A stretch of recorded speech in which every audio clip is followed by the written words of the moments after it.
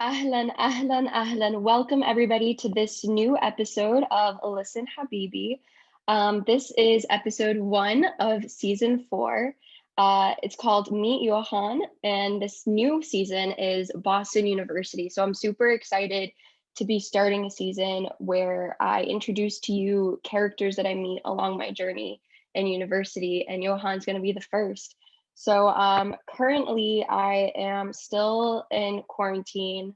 Well, I guess you could call it isolation now at home. I tested positive for COVID-19, and I have been just trying my best to stay healthy here at home and to study and keep up to date. But sit back and relax and get ready for this show.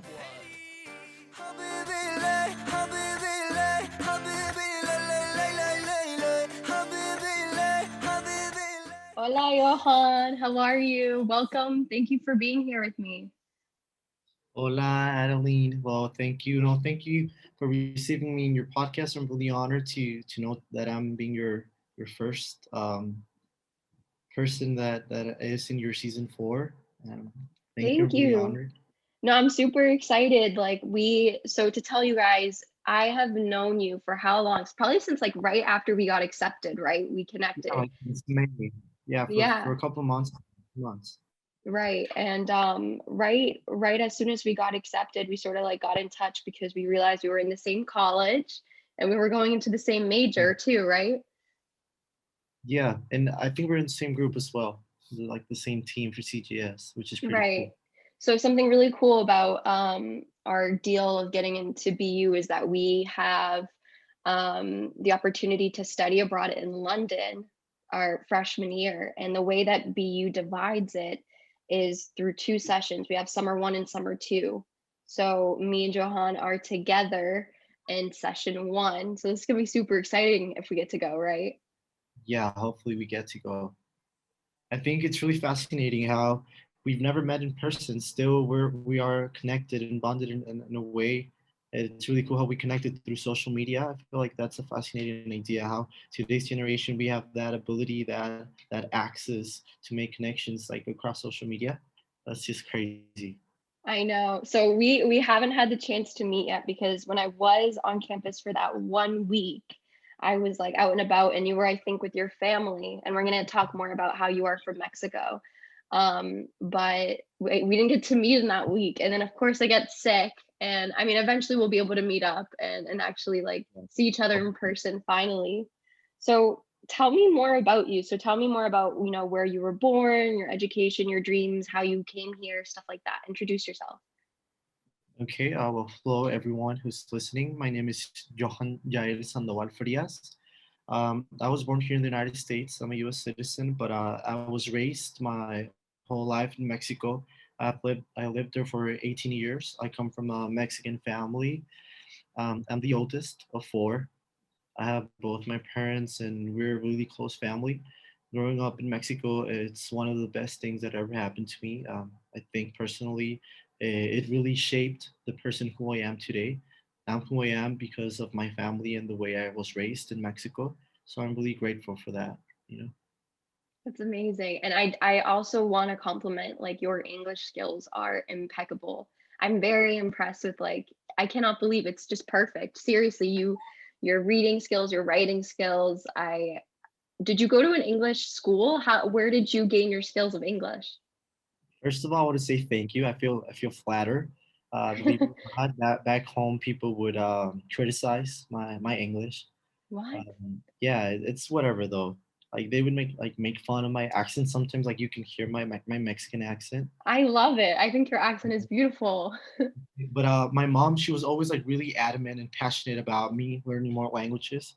So since like age 6, I had this professor, this teacher. He would come over to my house to teach me English. His name is Neftali. I'm really Mhm. grateful I had that opportunity for him to teach me. He was a really good professor. He would teach me and my sister. So I had that teacher come over to my house for like 6 years, and then I was in many private schools in Mexico, and the private school way of teaching in Mexico is really good. They're really good at teaching English, so that really helped me a lot. And then I transferred over to the U.S. in high school because of my dual citizenship. I was able to do that. So I studied in the U.S. my 4 years of high school, so that also like helped me to perfect my way of speaking English. Hmm. So like So that's where did that's you how I. study high school? Where'd you go? Okay, so I gotta start by saying that I live in a border town. They call Okay. it Twin Sisters. I live in Mexico in a city called Matamoros, Tamaulipas. It's in the northern part of Mexico, and like 5 minutes away from Matamoros, you have Brownsville, Texas, which is like the Okay. U.S. And there's just a border between the both of them. So I lived in Matamoros and but studied in Brownsville, so I would have to like cross every day back and forth between the The U.S. and border. Mexico to be able to go to school. Yeah. Wow, wow. And what was that experience like for you? Like, so you would obviously spend the day in Texas and then come home at night, or were you a boarding student? Did you stay in Texas? No, no, no. Yeah, I would come back and forth. It was really hard at the beginning, and so that I could like get used to it. The first month, I stayed with one of my family members in Brownsville, Texas. So it was really hard. I was 15 years old. I was a freshman, and I would always I'm a family person. I'm really close to them. So that was like the first time I was ever like away from them for a long period of time. So it was definitely hard being away from them, but I knew that it was in my best interest. So I tried my best like to stay cool and stay positive. And after that month passed, I went back home to Matamoros. And that whole year, I was going back and forth all day crossing. I had to wake up at 5 a.m. so that I could get Oh, ready, get to the border at 6 because I had to take the bus for school at 6:45, and then I would do extracurriculars. So I would get out of school like 5:30. The bus would get to the border like around 6:30, and I wouldn't get home around 7. So basically, I was out of my house for like almost all the day. whole day. Wow. And then my junior year, my senior year, I have a lot of family in Texas in Brownsville. So whenever I felt like I was too tired to go back and forth, I would just stay like a month or 2 weeks or 3 weeks with them. But again, it was really hard because I'm really a family person. But you gotta adapt yourself, and you gotta learn to deal to make the best out of what you have. You know. For sure. And do you think that like, traveling back and forth and doing that sacrifice to get your education, was it worth it for you in the end? Like, do you regret anything? No, no, no. I don't regret anything. It definitely was one of the best experiences I've ever had because it really made me appreciate my education more, and it really like humbled me and showed me the how life can be harsh, and you gotta work for the things you want to achieve in life. And so I don't regret it. I feel like because of that, I ended up being a better person.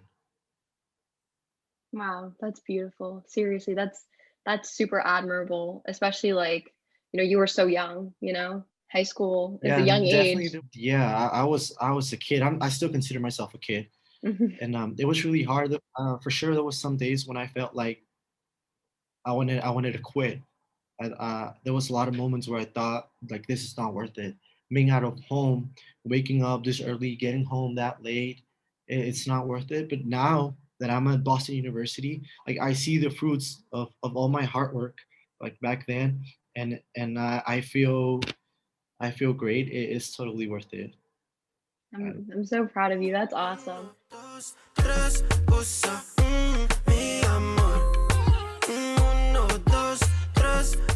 So what do you feel like your dreams are? What do you want to do with your future? I've always been a very person that sets his mind in something, and he doesn't like I don't stop till I get to that point. Since I was in middle school and back in seventh grade, I attended to my first Model UN conference in Mexico, and I just fell in love with the experience. I got an award actually my first time, and I fell in love with the idea that you can help so many people, and I like the diplomacy. And ever since then, I've always had my mindset that I want to be an ambassador for the United Nations. I want to work in an embassy, and I want to be able to help people in a greater scale. because I do help. I tend to help a lot of people in my community, but I feel like being an ambassador will give me that opportunity to help the world, or to help larger communities. So that is I, my I goal. Yeah, I actually agree. The reason that I want to go into international relations and pursue, those bigger dreams of working up the ranks is for the same exact reason that, we can help on the small scale, but I really want to help numbers and greater amounts of people and leave like a greater impact with all that we've been able to achieve. I feel like that's our duty, for those that can't have the opportunities that Yes. we have. So to that point, do you feel like in Mexico, why didn't you just stay in Mexico to learn? Why do you feel like you were pushed to come to the US? Obviously, we're at the border and it was close and you're an American citizen, but like, do you feel that Mexico couldn't have afforded you those things or that, you just wanted to change? Why the US? Okay. So I'm not hating in Mexico. Mexico's great. I love my country. But unfortunately, people there, I feel like they're so close-minded, and Mm, there's not really that many opportunities. In order to succeed in Mexico, it's not about your capabilities or your drive. It's more about who you know, your connections, who's your family. So I feel like it would have been way much harder. And it's not that I don't want to work hard, but I feel like in the United States, you don't see that a lot. And there's more chances of success just by pursuing your dreams and by working hard. And in Mexico, it's really hard. Um, mm, and there's a lot of situations, not just that. So I just felt like it was better to come to the US. But I'm still mhm, undecided though. I have both citizenship, and I'm not sure if I want to work for the Mexican government or the United States government. But I feel like studying wise, the United States is it's better. mhm.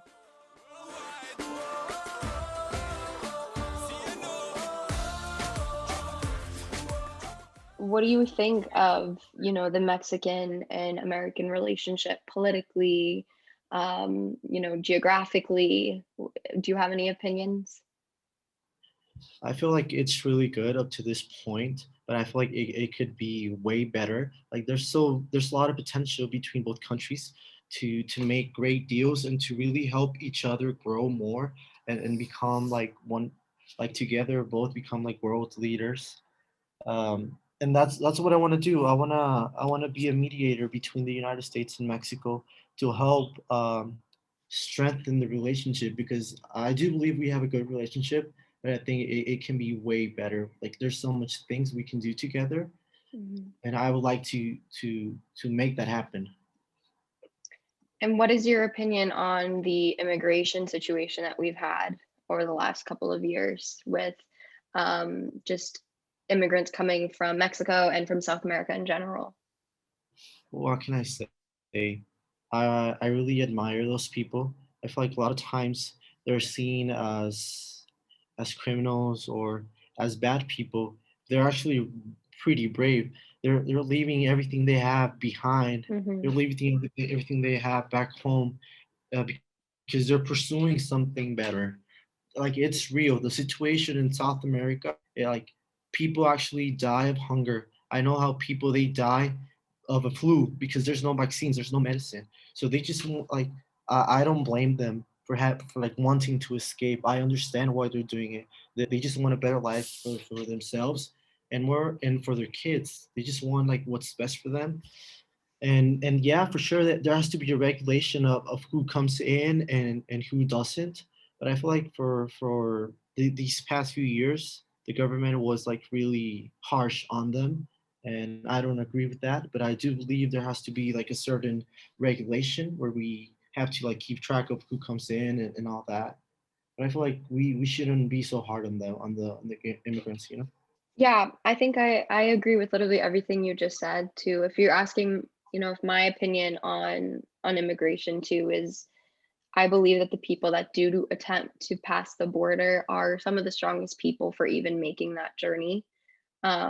It's not a safe one, it's a scary one, and you know that like those people in order to make that they have to um be willing to literally risk their lives and to risk it all. And I would say it's admirable, but also it's scary. There's literally someone whose job is to, go through the desert and find dead bodies for those other people that couldn't make it across. And like I don't know. I feel like that life isn't it's not fair. Why do you think that people are fleeing from Mexico? Don't you think that maybe could be the first issue, being an IR student and learning about governments and politics and civilizations and societies? Do you ever look at it from the point of view like, why do these people have to run away? Shouldn't we be, trying to make a better home for these people so that they don't have to flee? Because I know that's not their first option. They would love to stay. Yes, definitely. I think about it all the time, and I try to put myself in the position of the Mexican government, and I feel like it's like I don't know why they don't act upon it. If Mm, you see a constant pattern that people are fleeing like more and more and more, it's obvious that like you're doing something wrong. Like there's something wrong with the system. why I do don't people know. leaving? I honestly don't know what it is. It could be just corruption. I have honestly no idea, but there's definitely wrong with the system that we need to change, because we can fix that from home. You know, I totally agree with what you said, and I've thought about it, but I don't think I have like a Solution. response or a solution. Yeah, it's difficult too. Like, I mean, I always get asked my opinion on like my political views and whatever. And being the daughter of two immigrants and like, you know, my mom was born in Lebanon, but she had family here, so her citizenship came easier. But my father, he had to follow all the steps of coming over as a student and then transitioning into first a green card, the whole citizenship. Like, it's a process. It takes time, it takes money, it takes commitment. And some of the hardest things when we're faced with like stories of illegal immigrants is just that. Like, these poor people, first of all, they have to risk their lives to come here. And it's not a quality life when you come here sometimes. A lot of times they have to hide from police, or if they don't find a sanctuary city, they're not getting American education. They're not getting the pros of being American protected when it's like that constant fear of life, and you need to know that you're probably in such a desperate position to come and risk that all to come here, which is what you were talking about in Mexico. So I find it I find it to be a big issue that we need to face as a society too, is to, like, how do we properly welcome these people through the law and making sure that the law is respected, but also caring for humans as they are humans and our borders trying to make another life. So I don't know what you think about all that, but Yeah, I totally agree, and I think I would add, I feel like when immigrants come in, we need to find a way of enabling them to reach that American dream, and so that they're not dependent of us. We need to give them those tools. Like it would be great if they had like a program that would teach immigrants how to like learn the language. So that would open so much more doors for them. Something like that that's gonna allow them to pursue their dreams and not just find a 12 shift hour job and mm, and just work like crazy so that they can sustain their family. I think a very popular misconception of American life is that we don't have to work for what we are blessed with. I mean, I can talk about, a lot of the times my friends and family in Lebanon will be like under the misconception that like everything is easy here or that the opportunities are just handed, which isn't the case, but it isn't something I complain about either. We work very hard to keep food on the table, to pay our taxes, to have jobs, have kids that go on to university sometimes. Um, I think hard work is definitely a part of the formula.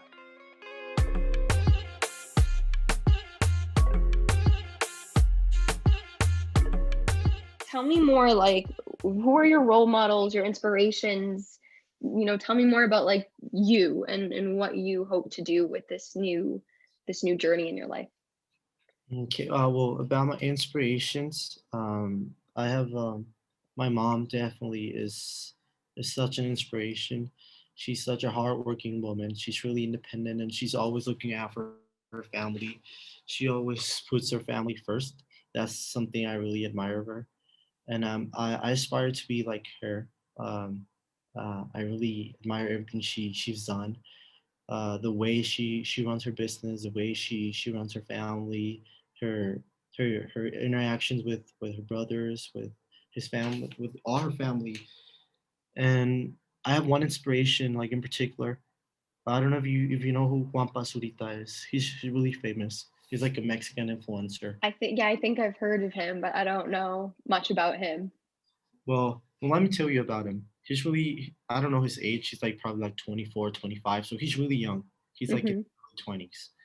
And he's Mexican, and he is someone who I really admire because he is one of those persons that doesn't limit himself to one thing, and he doesn't allow people to undermine him or to tell him that no, you can't do that because you're Hmm. Mexican.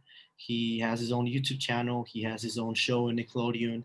He has modeled for companies like Dior, and he has like brand deals with like Nike.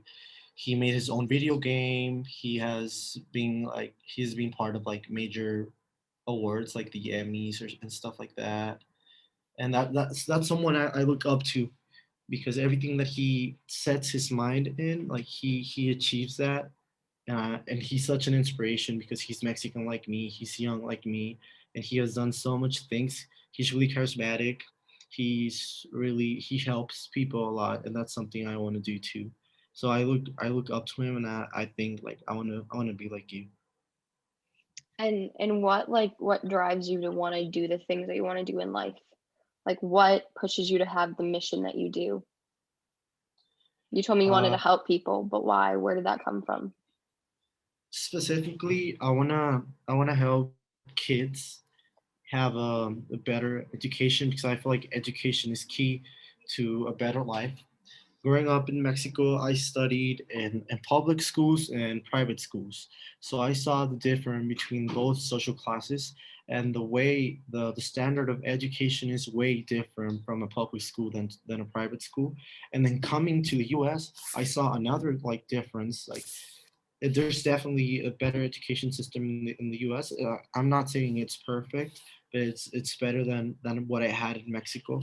And I look to all of like other South American countries like El Salvador or Venezuela, Colombia, and I look at their education systems, and I feel that if we could improve that, if we could give the kids that vision or that drive, I feel like in 20, 30 years, those countries are going to be much better off. I feel like education is one of the main keys to a society's success. If the I population is agree. educated, then they're going to get really far and they're going to achieve so much. So Hmm. that's like one of my main goals. And it's because I saw how my education shaped me and gave me that drive or that ambition or I could even say ambition, but it's a good ambition, like to always like strive for the best or always like want to be better. So I want Hmm. to help kids to have like that education I have so that they can help their communities with that. I agree with you 1,000,000%. I feel like education is one of the greatest solutions to the world's millions of problems that like, you want to solve poverty, education, you want to solve inequality, education, you want to solve um anything. I feel like education and learning about things is so important. And I think I agree too. Like my dreams are very driven by education, and it's super important to educate our youth about each Yeah, other, about the world, about their bodies, about everything. yeah, definitely. Education is really important in today's society. I'll be right here for you. I'll be calling out for you. Can you hear me? And then have you had any like challenges that you've faced that you feel like make you who you are today? Yes, a lot of them actually. So I don't know. I told you right now that I was in both public school and a private school, and that shift of going from a private school to a public school, it mainly happened because my family, like we went like bankrupt. We lost our house, we lost the business, we were almost like in the streets. We for 1 week we had like nothing to eat. All we had was what my uncles would bring home because my dad, he was out of a job. My mom was out of a job. There was like no incomes. We had to pay like the mortgage of the house. We had to pay the car, the insurance, credit cards, and I feel like that specific moment, and it was not like a moment. It was like 3 years that we went like through that process. I definitely feel like that process is one of the major forces that shaped who I am today. Growing up, my family was, thank God, it was really wealthy. So I've never struggled. I was a really spoiled kid. I would get everything that I wanted. So going through that process, it really humbled me and made me realize the type of life that I was living. And it made me realize that I was becoming a person that I wouldn't want to be. Mm-hmm. So definitely that process of losing everything and everyone, because all the people that would like hang out with me or us as a family, it was mainly because of the money. So that's how you realize like who were your friends and who were not. So Wow. definitely that process really influenced who I am today, and I'm not mad. I remember when we first went through it, I was in some way mad with God or like the fortune, like why do we have to go through this? We were such a good family. Like I was mad, like why us? But now I understand that it was for the best. I do believe everything happens for a reason, and I think that happened to make myself a more humble person and to unify the family. It really brought me, my siblings, and my parents together. We're really close now, and I think it was also because of that. I had to share a room with my sister for like those 3 4 years, and now she has become like one of my best friends. She is my best friend, and it also like brought me closer to my parents. I have such a good relationship with my mom, with my dad, and my little siblings. So now I'm definitely grateful that I actually went through that. Wow. Thank you for sharing that with me. That is amazing. Wow. I totally agree. I feel like witnessing struggle and hard work and seeing something being taken away from you before your own eyes, that teaches character more than anything, and that teaches resilience. Bouncing back from that and seeing the hard work of your parents and keeping your faith strong through it all is so important. For me, like my family, to be a little personal with you too, um, growing up, we haven't always been wealthy. Wealthy was never the word. We are comfortable, we are surviving, and we have food on the table, thank God, um, a roof over our heads. But everything that I have until this point is something that I've had to work for myself. Every opportunity, every scholarship, every like seeing my parents work so hard every single day just to do the bare minimum and keep us together and healthy. That is rewarding. That is super, like you said, your word, you said humbling. And it is. Yes. It truly is, because everyone around you may be doing so much better, or honestly, for all you know, maybe even worse. But you have to learn to be grateful with what you have and realize that there is someone that is doing worse and that it could be worse for you. Take the lessons that have been afforded to you and shown to you. I think God honestly has a plan for all of us, Johan. I don't know if you agree, but I feel like we all have things happen to us for a reason. And that's the only way I can find peace with life, really, I by definitely, realizing. I also feel like that was his way, God's way of bringing me closer to him, because I've always been like a really spiritual guy, but like going through that process just made me get closer to him and Hmm. my relationship with him better. So I think always happens, like everything happens for a reason, and I think that was also one of the reasons it had to happen. That's beautiful. And don't you think that maybe the man that you are today, or the kid, as you like to say, that you are today, you've been shaped through these experiences that got thrown at you, you know? For sure. And maybe you wouldn't be where you are today if certain things hadn't happened. Yeah, I always think of that too. I had to come study in the U.S. because we lost everything. My parents couldn't afford private schools anymore in Mexico, so I only did my middle school in Mexico and immediately transferred to the U.S. in high school, mainly because of that reason, the financial aspect. If not, I would have stayed my high school in Mexico, and I would have stayed probably for university as well. So yeah, I'm really glad we went through that because if not, maybe very probably I would have not been here like talking to you and be Yeah. you. Yeah. And another big important thing I think to take away from it is you can learn from your parents' struggle too. Their financial decisions or the way that they've conducted their lives should be a lesson in your eyes to maybe do the same in certain things, but maybe change others. And moving forward, like you're obviously like a trailblazer, Johan. You're doing things that maybe your family hasn't. Are you the first one to go to American University or to Yeah, university ever? yeah. I'm the first child, and I'm like the oldest of the grandsons too. Me So too. Wait, uh, did I tell you I'm the oldest of four? yes, I'm the and oldest of four and the oldest of the grandchildren. me too. Oh Yeah, my god.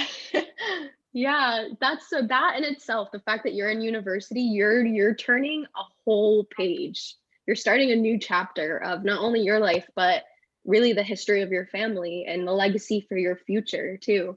So yeah. that's extremely impressive. So good for you. Good for you. Seriously. Mi amor, eres maar één ding dat ik wil, dat ben jij. Mi amor, una, dos, tres, cosa. Mi amor. How do you feel like your faith has played into all of this? I am like you say you're faithful. What does your faith look like? Um, so I wanna start off by saying that everything I've achieved or all the things I've done, they're not in my they're not within the reach of my power. It's all the power of God and Hmm. all my grace and everything. I credit it to Him. I definitely am. I'm a smart person. I'm charismatic, but I feel that He gave me like those traits and everything I've done and everywhere I've been. It's because of Him. Hmm. When this whole financial situation started back in 2016, I had a trip planned to London. I was gonna be there for 2 weeks for a competition, and it was a really expensive trip. And we had just started like paying when the whole situation started. So my parents told me like, you know what, Johan, we don't have the money. We don't think you're gonna go. And I got really sad. I was really looking forward to it. And then out of nowhere, one day, one of my uncles calls and he said that God had told him that he felt the need to pay for that trip. He had no idea I was going to London. My parents never told him. My parents didn't told anyone. So he knew. He was like, "Is Johan going on a trip?" And my parents said, "Well, not anymore." And he said, I'm gonna pay for it. So I truly think that was like just God's hand protecting me and helping me in a way. And I've always seen His grace in my life. There's so much things that I could like go on and on for hours telling you Hmm. of things He has done in my life. There's literally like no explanation for it than just Him doing His miracles in my life. So Oh my gosh, that's wow. That gave me goosebumps. Wow. Wow. my, I was I was Oh, I was not supposed to like be born. My mom, my mom was diagnosed as infertile infertile. when she was yeah infertile infertile. Sorry, when she was born. No, when she was like 16, 18, she had to go to the doctor and they told her like, Ruth, you're not gonna be able to have kids. We're sorry. And then one day she was pregnant, so she definitely always like reminds me like you are God's special because I was not supposed to have kids and you were my firstborn. So I think that's like cute, like special, like. Oh my God. You have a mission. You have a mission. There's a reason you're here. There's a reason. Oh my gosh. That is, yeah. I think that my faith with God too has been getting stronger too since, honestly, since quarantine has started. I just like, for me, more than anything, like I have friends all along the spectrum. I have friends that are super conservative with like their faith and their religion. They're very by the Bible, they're by the book. And then I have friends that, don't believe in anything or believe in other religions completely. Yes, sir. And for me, I find myself somewhere in the middle where I believe in God with all my heart. But it's more of like meditation for me, learning to appreciate the beauty of life, understanding that I can't control everything, realizing the blessings that are constantly surrounded by me. That's what my faith means to me. And I try to pray, I try to um, just sort of be a good person at the end of the day. That's all I really want to be, and realize that, I was put on earth for a certain purpose, and finding that purpose and fulfilling that purpose is something that I work on every day. Yeah, definitely. For me too, I read the Bible and all, but more than anything, I think I rule my life through my connection, my own personal connection with Him, and I always try to be the best version of myself possible, and with me, with everyone else, and I always like look into my relationship with God. That's what matters the most for me. Yeah. Something cool. I know how to say the Hail Mary and Our Father in Spanish. Really? Yeah. Yes. How do you know it? How Oh did my you? God, I took Spanish for 7 years. My Spanish is kind of rusty, but when I went to Argentina, that was probably the best time that my Spanish was like the best. But they say things like playa, and it used to bother me so much. I'm like, come on, it's playa. Why are they saying Oh, playa? yeah, that's just how they speak. Yeah, yeah, it's their Yeah. accent, but Let me love you. Oh, oh, But tell me, is there anything else that you want to add? Like, what are your goals for the first semester, for, for this first journey of college for you? Well, my journey in college, it's been good to me so far. It's a bit hard to like keep track of everything. So you know how since we graduated back in May and we had that gap semester because of the London program. Well, Mm-hmm. I was not studying for that whole semester, so it was like I was like a little rusty. Like I have forgotten how to take notes, how to write essays. But I'm getting back. I'm getting back in there. Um, I think I'm gonna do good, hopefully. But I'm really looking forward to the London experience, going Me to London too. in the summer. Me too. I agree completely. I've been very rusty, but I think once I got back into like taking notes the right way and, studying again and having an agenda, it's gotten a bit easier. But I'm very excited Something, to be here too. yeah, something I'm really excited about. I'm really looking forward more than like the academics is getting to make those connections, getting to know people, and getting out of my bubble. So back home, even in Texas, when I studied in Brownsville, it was like nearly 90% Hispanics. So I was always around Mexicans, Hispanics. So I want to get out of my bubble, get to know more people, get to know more cultures, more traditions, and I want to definitely make those connections that might help me in the future. And you will. I can already tell you're gonna have the most success with connections and networking. It's a huge part of life, especially in college. I love it. Even in my floor, there's so much diversity. Like there's me from Mexico, my roommate from Texas, and then the guy next to our room is from Jordan.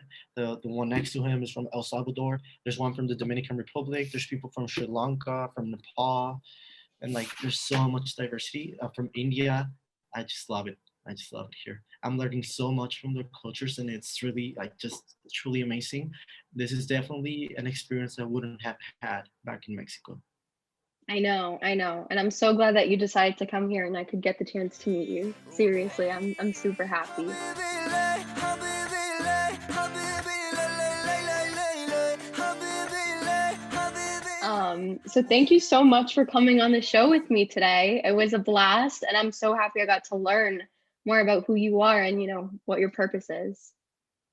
No, thanks to you for inviting me. It was really nice of you.